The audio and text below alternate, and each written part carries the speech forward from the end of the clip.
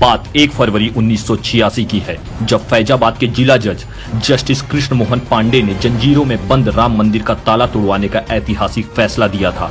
पूरा देश दूरदर्शन पर आंखें जमाए ताला टूटने का वो अद्भुत दृश्य देख रहा था। ये जस्टिस पांडे का एक साहसी और कांग्रेस की सरकार को चुनौती देने वाला कदम था। इस फैसले ने न सिर्फ 36 साल पुराने उस नेहरू सरकार के ताला लगवाने और पूजा अर्चना न होने के उस फैसले को तोड़ा, बल्कि मौजूदा राजीव गांधी सरकार के एक तरफा सेकुलरिज्म के महल को भी ध्वस्त कर दिया। प्रदेश में भी हिंदू विरोधी मुलायम सिंह की सरकार थी। ये फैसला लेना आसान नहीं था, क्योंकि जस्टिस पांडे जानते थे कि रामलला की मूर्ति रखवाने के विवाद पर ही अयोध्या के ही डीएमके के नायर को अपनी नौकरी गंवानी पड़ी थी। पर शायद जस्टिस पांडे को रामलला के लिए ये भी मंजूर था। उन्होंने अपने फैसले में कहा कि मुझे नहीं लगता मुस्लिम समुदाय को हिंदू समाज द्वारा वहां पूजा अर्चना करने में आपत्ति होनी चाहिए।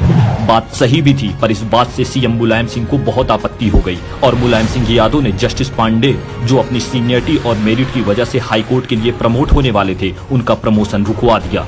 जब न्यायाधीशों के प्रमोशन के नामों की लिस्ट सुप्रीम कोर्ट के मुख्य न्यायाधीश के पास पहुंची, तो मुलायम सिंह ने उस फाइल के एक नोट में लिखकर भेजा था कि जस्टिस पांडे बहुत ईमानदार और कर्मठ व्यक्ति हैं, लेकिन राम मंदिर का ताला खुलवाने का उनका फैसला सही नहीं था। उससे सांप्रदायिकता का माहौल खड़ा हुआ, इसलिए उनका प्रमोशन नहीं होना चाहिए। अब आप खुद सोचिए, मुलायम ने एक ईमानदार जज को सिर्फ इस बात की सजा दी कि उसने हिंदुओं के साथ न्याय किया, और तो और सुप्रीम कोर्ट ने भी पांडे जी के नाम को मंजूरी दे दी।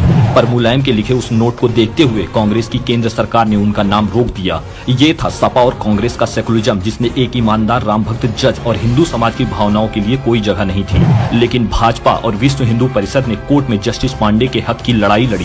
सरकार बदली और सियासत की हवा बदली तो सुब्रमण्यम स्वामी कानून मंत्री बने। उन्होंने 1991 में पांडे जी को इलाहाबाद हाईकोर्ट का जज नियुक्त किया। तो दोस्तों, कहानी का सार बस इतना सा है कि भाजपा तब भी राम भक्तों के साथ थी और आज भी है, लेकिन सपा कांग्रेस तब भी हिंदुओं और रामलला के विरोध में थे और आज भी है।